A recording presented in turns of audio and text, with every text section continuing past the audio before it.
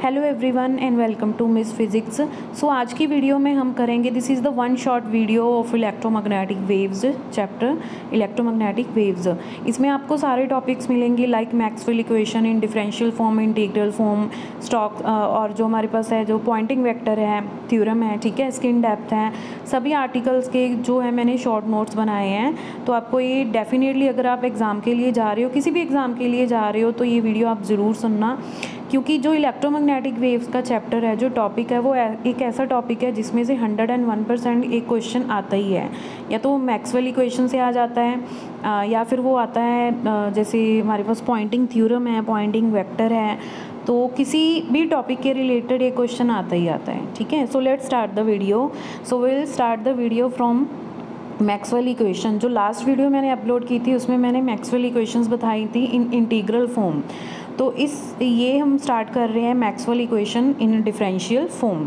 तो before starting Maxwell equations, ठीक है, तो आपको जो टर्म यूज़ होंगी वो पता होनी चाहिए कि कौन कौन सी टर्म्स होंगी। The first term is E, electric field. E will represent electric field intensity, B will represent magnetic field, rho क्या होता है हमारे पास चार्ज डेंसिटी, जे होता है करंट डेंसिटी और एच क्या होता है डिस्प्लेसमेंट करंट। ठीक है, मैक्सवेल जो इक्वेशंस हैं उसको हम दो फॉर्म में लिखते हैं, एक तो ई और बी की फॉर्म में रिप्रेजेंट करते हैं और एक डी और एच की फॉर्म में हम उसको रिप्रेजेंट करते हैं। बेसिकली बी और एच में डिफरेंस क्या होता है कि जो बी होता है that is magnetic flux intensity. अगर आप बुक में से देखो, हम बोल देते हैं नॉर्मली कि बी होता है मैग्नेटिक फील्ड, बट बेसिकली जो बी होता है दैट इज़ फ्लक्स इंटेंसिटी, और जो मैग्नेटिक फील्ड इंटेंसिटी होती है उसको हम रिप्रेजेंट करते हैं एच से। तो अगर आप ई और बी में याद करना चाहते हो, ठीक है, लर्न कर लिया आपने मैक्सवेल इक्वेशन, तो ईजिली आप ई को डी में कन्वर्ट कर सकते हो बाय यूजिंग द फॉर्मूला और बी को एच में कन्वर्ट कर सकते हो। ठीक है, तो ये हम आगे देखेंगे कि कैसे हम कन्वर्जन इसकी कर सकते हैं। सो द फर्स्ट जो हमारे पास मैक्सवेल इक्वेशन है that is Gauss law in electrostatic. तो गॉस लॉ इन इलेक्ट्रोस्टैटिक की जो हमारे पास इक्वेशन होगी वो क्या होगी, that is divergence of E. Divergence का मतलब होता है कि जिस भी वेक्टर की हम बात कर रहे हैं उसका डेल के साथ डॉट प्रोडक्ट कंसीडर करना, that is equal to rho by epsilon not. अब सारी टर्म्स की हमने जो क्या रिप्रेजेंट करती है, कौन सी टर्म वो कर चुके हैं, तो रो हमारे पास क्या होती है, देखिए चार्ज डेंसिटी। ठीक है, रो हमारे पास क्या होते हैं charge density. So this is the first equation of Maxwell equation that is from Gauss law in electrostatic. Second जो इक्वेशन है Faraday's law of electromagnetic induction. So Faraday's law of electromagnetic induction में आता है curl of ई। तो जब भी हम किसी वेक्टर का डेल के साथ क्रॉस प्रोडक्ट लेते हैं तो उसको बोलते हैं curl of E, that is equal to the negative of rate of change of magnetic field, that is minus curly B divided by curly T. अब एक क्वेश्चन यहाँ पे ये है कि कई बार ना आपको क्या करते हैं कि वो पूछ लेते हैं कि इनमें से कौन सी फर्स्ट है या कौन सी सेकंड है या कौन सी करेक्ट है। तो उसमें क्या होता है, देखिए ये तो फर्स्ट है ही, अब कन्फ्यूज़न किस में होती है, और सेकंड और थर्ड में होती है। कई बार जो थर्ड इक्वेशन है उसको क्या करते हैं वो सेकंड बना देते हैं, सेकंड को क्या करते हैं वो थर्ड बना देते हैं। ठीक है, तो आपको इस कन्फ्यूज़न का भी ध्यान रखना है वाइल अटेम्प्टिंग द क्वेश्चन। अगर तो उन्होंने ये पूछा है कि कौन सी फॉर्म करेक्ट है, तो आपको ये देखने की ज़रूरत नहीं है कि वो फर्स्ट है, वो सेकेंड है, वो थर्ड है या फोर है, क्योंकि फिर हमें एक ही इक्वेशन दी गई होगी that is from del dot E. Like इसमें चारों ऑप्शंस क्या होंगी हमारे पास गिवन होंगी। अगर ऐसा नहीं है तो आपको ये ध्यान में रखना है कि उन्होंने पूछा क्या है। ठीक है, सो थर्ड हमारे पास है that is Gauss law in magnetism. Gauss law in magnetism में है del dot B, that is divergence of B is equal to zero, and this equation represent that no magnetic monopole exist. तो एक बार master creator के paper में exam में ये question आया हुआ है कि कौन सी इक्वेशन है मैक्सवेल की, कौन सी इक्वेशन है जो ये रिप्रेजेंट करती है कि मैग्नेटिक मोनोपोल एग्जिस्ट नहीं कर सकते। तो ऐसे भी वो क्वेश्चन पूछ सकते हैं आपसे। फोर्थ इक्वेशन है दैट इज़ एम्पियर्स लॉ। ठीक है, तो एम्पियर्स लॉ के अकॉर्डिंगली हमारे पास क्या होता है, अगर हम सिंपल एम्पियर्स लॉ जो हम +2 क्लास में स्टडी करते हैं तो उसमें क्या होता है, del cross B is equal to mu not J, where J is current density. ठीक है, बट आफ्टर मॉडिफिकेशन किसने दी थी, मैक्सवेल ने।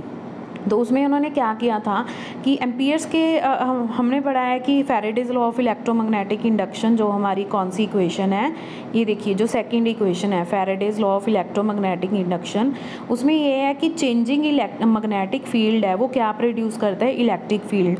तो मैक्सवेल ने कहा था कि अगर magnetic field, changing magnetic field electric field produce करता है तो चेंजिंग इलेक्ट्रिक फील्ड क्या प्रोड्यूस करेगा, मैग्नेटिक फील्ड। ये करेक्शन दी थी, ये मॉडिफिकेशन की थी, किसने की थी, मैक्सवेल ने। तो आफ्टर दैट इसका पूरा नाम बन गया था एम्पियर्स मैक्सवेल इक्वेशन, ठीक है। तो उसमें क्या होता है कि ये टर्म तो देखिए पहली टर्म तो आएगी और सेकंड टर्म इसमें ऐड हो जाती है mu not epsilon not curly E bye curly T. अब ये जो कांस्टेंट यहाँ पे लगाए हुए हैं, कांस्टेंट लगाए होते हैं ताकि जो इक्वेशन की डायमेंशंस हैं वो क्या रहे, इक्वल रहें, ठीक है। तो कर्ल ई बाय कर्ल टी, यहाँ पे जैसे इसको अगर ये हम वैक्यूम में लिख रहे हैं तो नोट के साथ आता है, आपको पता है। अगर हम मीडियम में लिख रहे हैं तो जो नोट वाला साइन है वो क्या हो जाता है, ख़त्म हो जाता है। हम मीडियम में रिप्रेजेंट करने के लिए डायरेक्टली उसको म्यू या एप्सिलॉन से रिप्रेजेंट करेंगे। अब इसी इक्वेशन को अगर आपको इन टर्म्स ऑफ, इन्हीं इक्वेशन को अगर आप इन टर्म्स ऑफ लिखना हो डी एंड एच, ठीक है, तो उसके लिए कौन सा फॉर्मूला यूज़ करना है। Let's back to first equation. तो फर्स्ट इक्वेशन में क्या है कि जो ई है, जो हमारे पास डिस्प्लेसमेंट करंट होता है, that is epsilon not of E. Again जब भी हम एप्सिलॉन नॉट कंसीडर करेंगे तो हम उसको वैक्यूम में कंसीडर कर रहे हैं या फ्री स्पेस में। जब हम एप्सिलॉन कंसीडर करेंगे तो दैट मीन्स वो मीडियम है, अकॉर्डिंगली हम क्या कर देंगे, उसको चेंज कर देंगे, ठीक है। So displacement current is given by epsilon not E, ठीक है। तो अब देखिए जो फर्स्ट इक्वेशन है उसको हम डी में कैसे रिप्रेजेंट कर सकते हैं। सो हमारे पास यहाँ पे है del dot E is equal to rho by epsilon not. Epsilon को इस साइड पे लेके आके हम क्या कर देंगे, मल्टीप्लाई। तो वो किससे मल्टीप्लाई होगा, that is epsilon not E is equal to rho, ठीक है। अब एप्सिलॉन नॉट ई क्या बन गया हमारे पास, डी। तो फर्स्ट इक्वेशन डी में कन्वर्ट हो गई, del dot E is equal to rho. So this is the first equation in terms of displacement current, okay. There is no change in second equation, क्योंकि यहाँ पे कोई भी हमारे पास कांस्टेंट नहीं आ रहा है, ना ही एप्सिलॉन नॉट है, ना ही यहाँ पे म्यू है। थर्ड इक्वेशन में भी कोई भी चेंज नहीं होगा। अब चेंज होगा नेक्स्ट हम कर सकते हैं फोर्थ इक्वेशन में। अब देखिए यहाँ पे हम इसको बी को किससे रिप्लेस कर सकते हैं, एच से, और ई को किससे कर सकते हैं, डी से। तो डी हमारे पास क्या होता है, that is epsilon not E, और जो हमारे पास एच होता है that is B divided by mu not. H किसके इक्वल होता है, B divided by mu not. आपको ये दो फॉर्मूलाज याद रखने हैं, तो कहीं भी आप जो ई है इलेक्ट्रिक फील्ड है उसको डी में कन्वर्ट कर सकते हो, और जो मैग्नेटिक फ्लक्स इंटेंसिटी है उसको मैग्नेटिक फील्ड में कन्वर्ट कर सकते हो, ठीक है। तो ये हम करेंगे। अब इस इक्वेशन में क्या होगा कि ये जो म्यू नॉट है वो इस साइड पे दोनों में कॉमन निकल के इस साइड पे हम लेके आके क्या कर देंगे, उसको डिवाइड, ठीक है। तो देखिए तो हमारे पास बन जाएगा del cross B divided by mu not, ठीक है। यहाँ पे फर्स्ट टर्म रहेगी हमारे पास जे।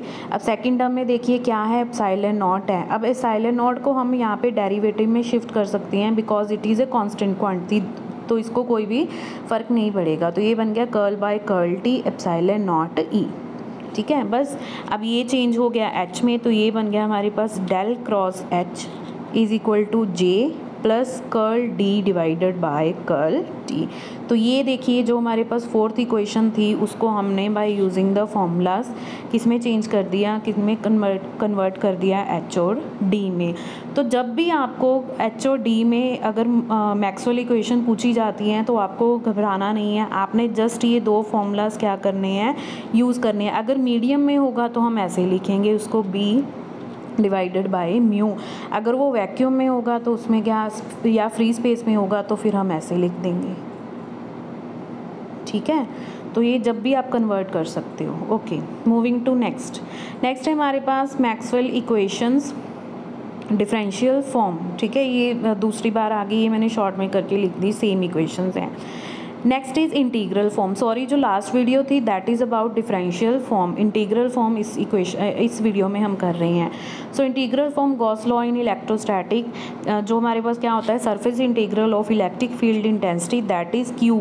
यहाँ पे क्यू के साथ आएगा क्यू टोटल, कि जिस भी सरफेस, क्लोज्ड सरफेस की हम बात कर रहे हैं, वो जितना चार्ज इनक्लोज करेगा उसको हमने डिवाइड करना है एप्सिलॉन नॉट से, ठीक है। Second equation is Gauss law in magnetostatics. So Gauss law in magnetostatics में भी हम क्या करते हैं कि जो मैग्नेटिक फ्लक्स है, ठीक है, इन द क्लोज सरफेस, उसका सरफेस एरिया, सरफेस इंटीग्रल लेते हैं तो दैट विल इक्वल टू 0। इसी से हमारे पास जब हम यहाँ पे थ्योरम यूज़ करके इसको कन्वर्ट करते हैं डेल डॉट बी में by using Gauss divergence theorem, तो ये चेंज हो जाता है differential form del dot B is equal to 0, ठीक है। Third equation is Faraday's law. तो फैराडेज लॉ ने क्या कहा था कि चेंजिंग जो मैग्नेटिक फील्ड है वो क्या प्रोड्यूस करेगा, एन ईएमएफ, और जो ईएमएफ है और जो मैग्नेटिक फील्ड फ्लक्स है चेंज हो रहा है उसमें, क्योंकि देखिए फ्लक्स हमारे पास होता है बी डॉट डी एस, और इलेक्ट्रिक फील्ड में कहोगे तो आपके पास वो होता है E dot D S.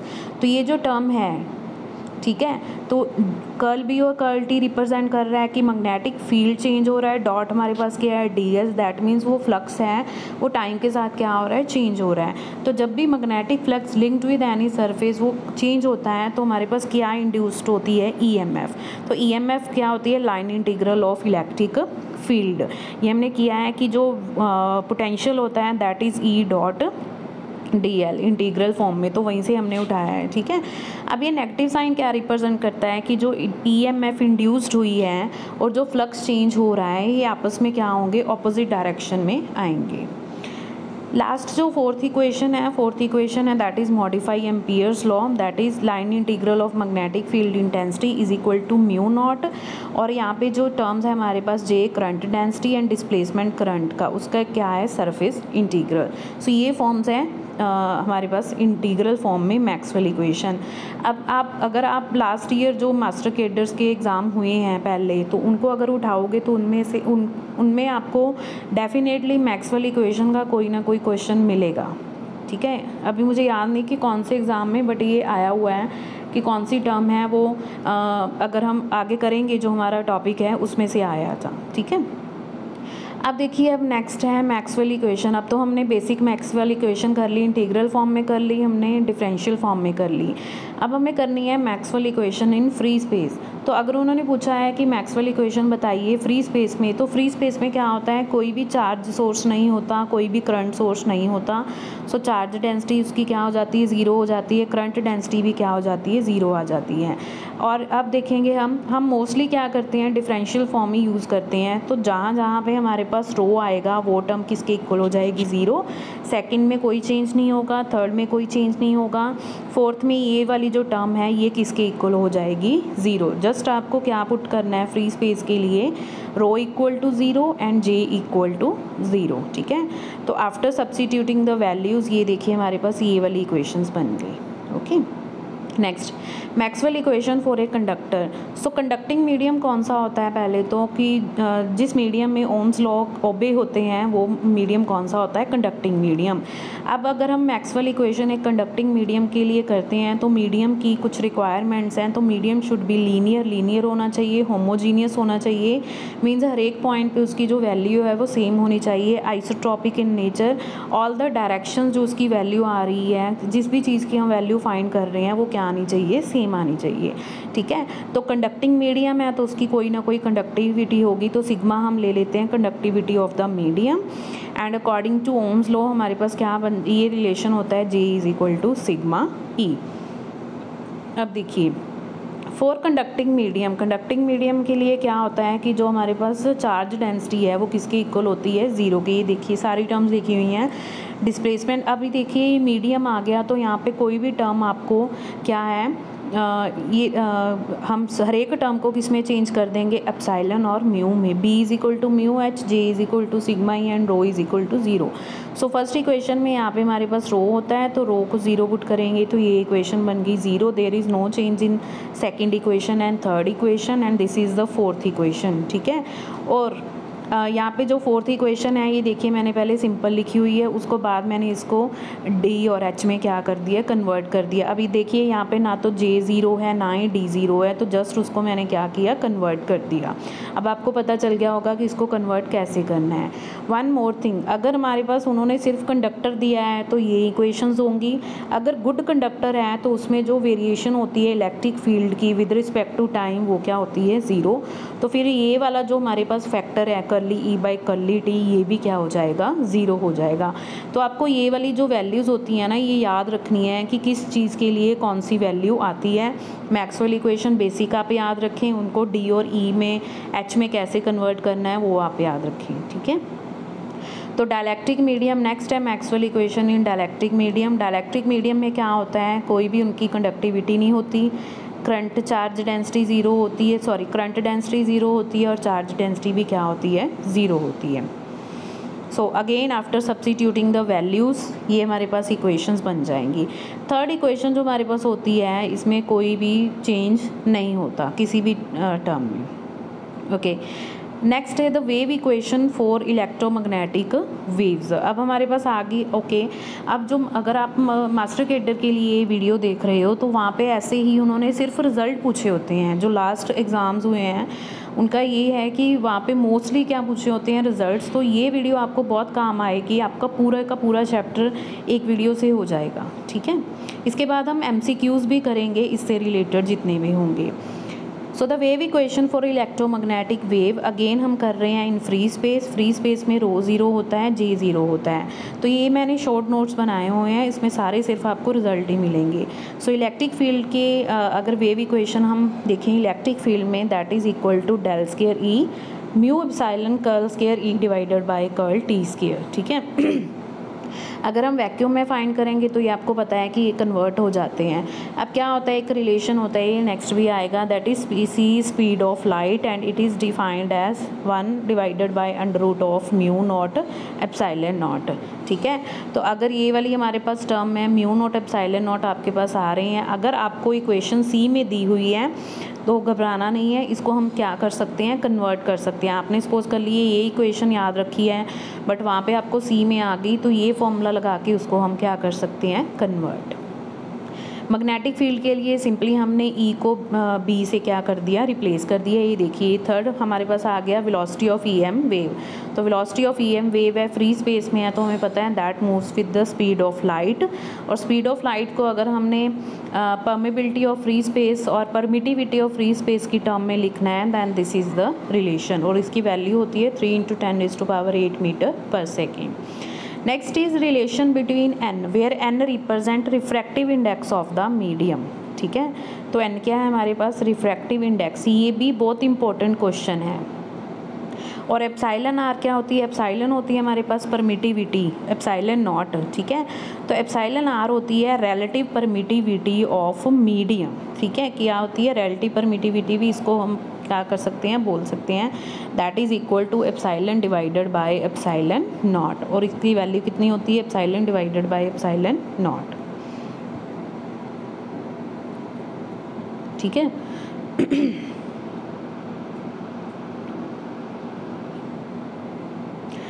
Sorry, तो इन दोनों में जो रिलेशन होगा वो क्या होगा, that is refractive index is equal to under root of epsilon R, that is relative permittivity of medium with respect to space.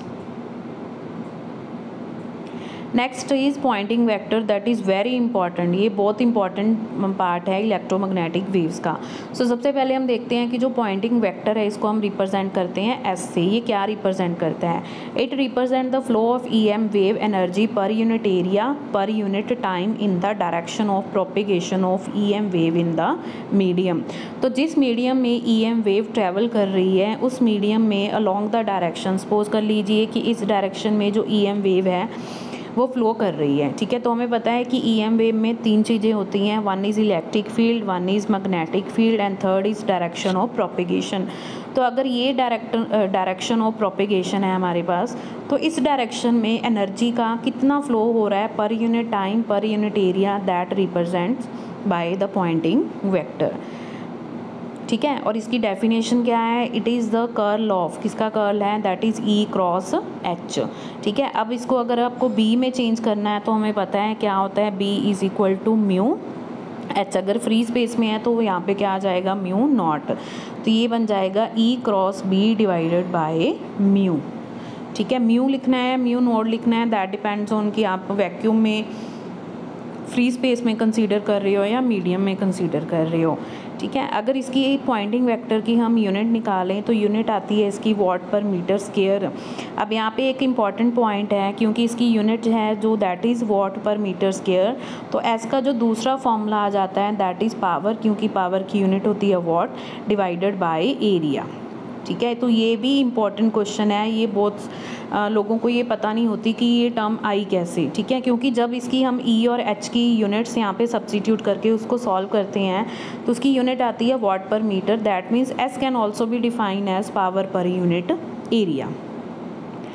Next is Poynting theorem. So Poynting theorem हमें क्या कहती है, in the free space that is J is equal to 0, कि जो हमारे पास surface integral है Poynting vector का that is equal to negative of rate of change of, इसमें दो टर्म्स हैं। ठीक है, one is 1/2 epsilon E square, second is 1/2 mu H square.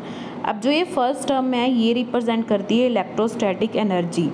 अगर तो सिर्फ आप इतना लिखोगे 1/2 epsilon E square then it is only electrostatic energy, but ये देखिए यहाँ पे हमारे पास क्या गिवन है dV।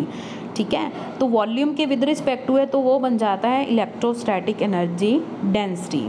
अगेन जो ये वाली सेकंड टर्म है ये रिप्रेजेंट करेगी हमारे पास मैग्नेटिक एनर्जी डेंसिटी। ठीक है, तो ये इक्वेशन क्या हमें बताती है, this equation tells that the power flux through a closed area is equal to the rate of, अब देखिए ये हमारे पास जो लेफ्ट टर्म है ये बन गई हमारे पास पावर फ्लक्स। क्यों, एस क्या होता है power divided by area, multiply किसके साथ हो रहा है डी ए मीन्स एरिया, तो एरिया से एरिया कैंसिल हो गया। दैट मीन्स कि जो ये वाली टर्म है ये रिप्रेजेंट कर रही है पावर, सिर्फ पावर फ्लक्स। ठीक है, that is equal to the rate of outflow of energy from the volume enclosed by the area. This is very important theorem। आपको ये इक्वेशन ही पूछ सकते हैं कि इनमें से कौन सी इक्वेशन है वो रिप्रेजेंट करती है पॉइंटिंग थ्योरम, और ये हमने इक्वेशन सॉल्व की है किसके लिए, in free space where J is equal to 0। Next is relation between E and H in electromagnetic wave, another important part, क्योंकि ये वाला जो क्वेश्चन है आई थिंक ये पता नहीं मास्टर केडर या जो हमारे पास लेक्चरर केडर के एग्ज़ाम हुए थे उनमें से ये क्वेश्चन एक था, वहाँ पे उन्होंने पूछा था कि नेक्स्ट आएगा इसमें। ठीक है, ये हमें सिर्फ रिलेशन दिया है कि जो डायलैक्ट्रिक मीडिया है वो EM वेव को कितनी इम्पीडेंस ऑफर करता है। सो ई ओवर एच के अगर हम ई और एच में रिलेशन फाइंड करें that is under root of mu over epsilon. अगर फ्री स्पेस में आए तो वो हो जाएगा E not over H not, तो ये हो जाएगा mu not and epsilon not, because these are constants. तो इसकी वैल्यू हम फिल करेंगे तो हमारे पास ये आंसर आएगा, दैट इज़ ई नॉट है जो हमारे पास इलेक्ट्रिक फील्ड होता है that is more stronger than magnetic field. Okay, ये पॉइंटिंग वेक्टर वाला जो कंसेप्ट था वो आ गया। ठीक है, और क्या है पॉइंटिंग वेक्टर में कि जो एवरेज वैल्यू होती है that is ERMS multiply HRMS, और ERMS किसके इक्वल होता है E not divided by √2, HRMS किसके इक्वल होता है H नॉट डिवाइडेड बाई √2। अब ये एक और पॉइंट है कि S जो है पॉइंटिंग वेक्टर है that is U into C। U हमारे पास क्या है टोटल एनर्जी, ये है एनर्जी इलेक्ट्रिक फील्ड की और ये है एनर्जी मैग्नेटिक फील्ड की, एंड C क्या होता है हमारे पास स्पीड ऑफ लाइट। ओके, ये वाला जो क्वेश्चन था ये आया था impedance of a dielectric to EM wave, कि जब भी कोई EM वेव है वो डायलैक्ट्रिक मीडियम में मूव करती है, प्रोपेगेट करती है, तो वो मीडियम उसको कितनी इम्पीडेंस ऑफर करता है। सबसे पहले तो इसका जो फॉर्मूला है इसको रिप्रेजेंट करते हैं हम ZD से, और इसका जो फॉर्मूला है that is EY over HZ। अब यहाँ पे ऐसे क्यों लिखा है, तो हम कंसिडर कर रहे हैं यहाँ पे कि सपोज कर लीजिए Y एक्सिस है, ये हमारे पास Z एक्सिस है और ये है X एक्सिस। तो X एक्सिस है प्रोपेगेशन की डायरेक्शन, Y एक्सिस के लॉन्ग हमने लगाया हुआ है इलेक्ट्रिक फील्ड, और Z एक्सिस के लॉन्ग क्या लग रहा है magnetic field. That's why Y and Z is written here. ठीक है, तो ये देखिए जब इसकी रेशो हम निकालते हैं, अभी हमने रिलेशन किया है E ओवर H किसके इक्वल होता है म्यू ओवर एप्सिलॉन, तो इसकी यूनिट्स क्या होती हैं ओम, क्योंकि इम्पीडेंस एक टाइप की क्या होती है रेजिस्टेंस होती है। तो फ्री स्पेस में अगर हम इसकी वैल्यू अभी निकाली है तो कितनी आएगी 377 ओम। आप चेक कर लेना, ये क्वेश्चन डेफिनेटली आया हुआ है, या तो ये मेरिटोरियस का एग्ज़ाम हुआ था या फिर ये जो लेक्चरर का एग्ज़ाम हुआ था उसमें ये क्वेश्चन आया था। ठीक है, और हमें पता है कि प्रोबेबिलिटी होती है कि क्वेश्चन जो हैं ऐसे क्वेश्चन हैं वो रिपीट होते हैं। सो इसीलिए इस वीडियो को स्किप नहीं करना, क्योंकि इसमें सारे शॉर्ट फॉर्मूलाज आपको गिवन है। अब नेक्स्ट है EM wave equation for a conducting medium. So पहले हमने की थी EM wave equation for in free space, अब जो कर रहे हैं that is in conducting medium. ठीक है, तो कंडक्टिंग मीडियम के लिए हमें पता है क्या होता है, J is equal to sigma E। So उसमें क्या होगा कि एक टर्म है जो एक्स्ट्रा ऐड हो जाएगी। ये देखिए, ये भी टर्म आती है उसमें, ये भी टर्म आती है। फ़र्क क्या है यहाँ पे, v की जगह क्या होता है c, क्योंकि फ्री स्पेस के लिए हम वेलोसिटी यूज़ करते हैं c, और जब भी मीडियम की बात करते हैं तो c किस में चेंज हो जाता है, v में। अब यहाँ पे जो एक ये वाली टर्म है, ये क्या आ रही है, एक्स्ट्रा आ रही है, वेयर म्यू एंड सिग्मा आपको पता है कौन कौन सी टर्म्स हैं। ठीक है, अब ये जो टर्म्स हैं, ये this term is called dissipative term और डिफ्यूज़न टर्म। ठीक है, ये वाली टर्म है कंडक्टिंग मीडियम में क्या आती है, एक्स्ट्रा आती है। तो ये इक्वेशन आपको क्या करनी है, याद रखनी है फॉर ए कंडक्टिंग मीडियम। और जो हमारे पास फैक्टर होता है 1/μ sigma, that is called diffusivity. आपको ये क्वेश्चन भी डायरेक्टली आ सकता है। सेम मैग्नेटिक फील्ड के लिए है, वहाँ पे हमने E को रिप्लेस कर दिया H से। नेक्स्ट है स्किन डेप्थ। स्किन डेप्थ क्या होता है कि जब भी कोई EM वेव है वो ट्रैवल करती है इन ए कंडक्टर, तो वो कितना डिस्टेंस ट्रैवल करेगी कि किससे पहले, उससे पहले कि जब उसका जो एम्पलीट्यूड है वो कितना रह जाए, 1/e times the original amplitude. ठीक है, तो वो जो डिस्टेंस होगा, जितना वो डिस्टेंस कवर करेगी, that distance is called skin depth. तो स्किन डेप्थ को हम रिप्रेजेंट करते हैं by the symbol delta. So E delta is equal to 1/e times E not. इसको अब सॉल्व करके जब हम फॉर्मूला निकालते हैं, आपको जस्ट फॉर्मूला लर्न करना है, that is equal to 2 divided by sigma mu omega, where omega is the frequency. So यहाँ पे हमारे पास आ गया कि जो स्किन डेप्थ है that is inversely proportional to frequency. That means कि वो जितना उस वेव की फ्रीक्वेंसी ज़्यादा होगी, वो उतना कम डिस्टेंस क्या कर पाएगी, प्रोपेगेट कर पाएगी इन अ कंडक्टर। अब यहाँ पे एक हमारे पास ये क्वेश्चन है, ये क्वेश्चन आपके पास बन सकता है कि फॉर ए परफेक्ट कंडक्टर उसकी कंडक्टिविटी क्या होती है, इन्फानाइट। तो as sigma is inversely proportional to, as delta is inversely proportional to sigma, तो स्किन डेप्थ परफेक्ट कंडक्टर के लिए कितनी आ जाएगी, 0। नेक्स्ट जो हमें है कि relation between K and sigma, what is K is called wave vector, जो इलेक्ट्रोमैग्नेटिक वेव की डायरेक्शन डिसाइड करता है। ठीक है, तो इन दोनों में रिलेशन क्या होता है कि K sigma is equal to 1। तो अगर आपको यहाँ पे K की वैल्यू निकालनी है तो ये आ जाएगी 1 डिवाइडेड बाय सिग्मा। सिग्मा की वैल्यू हम लिख चुके हैं, उसको डिवाइड कर दीजिए। ठीक है, next is relation between again refractive index and conductivity. So this is the relation n is equal to c √ sigma, where c is speed of light, 3 × 10⁸ metre पर second. Next is impedance of a conducting medium. अब पहले हमने dielectric medium की impedance की थी, अब हम किसकी कर रहे हैं, कंडक्टिंग मीडियम। तो उसमें जो उसको हमने रिप्रेजेंट किया था ZD से। ठीक है, डायलेक्ट्रिक था, इसको हम रिप्रेजेंट कर रहे हैं C से, कंडक्टिंग है। तो इसकी वैल्यू है mu omega divided by sigma √e⁻⁴ π/4। So this is a complex quantity. ये क्या होती है, कम्प्लेक्स क्वांटिटी होती है। अगर आप सिर्फ मैग्नीट्यूड कंसीडर करोगे तो ये आपके पास क्या आ जाएगी, सिर्फ वैल्यू आ जाएगी। ये जो क्वेश्चन है आपको डायरेक्टली पूछ सकते हैं वो। And the last one is the phase difference between E and H in a conductor. ये भी एक इम्पॉर्टेंट क्वेश्चन बनता है कि जब भी कंडक्टर में कोई EM वेव ट्रैवल करती है तो उसमें दोनों में फेज डिफरेंस कितना आता है, दैट इज़ 45। अब फेज डिफरेंस तो हो गया, अब कौन लैग करता है, कौन लीड करता है। तो जो इलेक्ट्रिक फील्ड है, वैसे तो हमें पता ही है कि electric field is more than magnetic field. ठीक है, तो कंडक्टर में अगर हम देखें तो इलेक्ट्रिक फील्ड और मैग्नेटिक फील्ड में क्या होता है कि जो E होता है वो लीड करता है H को by 45 degree, means E H से 45 डिग्री आगे चल रहा होता है, या आप कह सकते हो कि H lags behind E by 45, की H जो है वो E से 45 डिग्री एंगल से पीछे चल रहा है। ओके, सो इसके बाद हम करेंगे MCQs, क्योंकि ये वीडियो काफ़ी लेंथी हो गई है, तो जो MCQs आएंगे अब वो हम नेक्स्ट वीडियो में करेंगे। ओके, सो अगर आप मास्टर कैडर के लिए जा रहे हो then do listen and watch this video carefully, क्योंकि इसमें सारे रिजल्ट हैं, ये आपके डेफिनेटली काम ज़रूर आएंगे। Stay tuned for the next video for the MCQ part. अगर आपको अच्छा लगा, कुछ समझ में आ रहा है, कुछ सीख रहे हो आप, then please hit the like button and subscribe my channel for more videos. Thank you.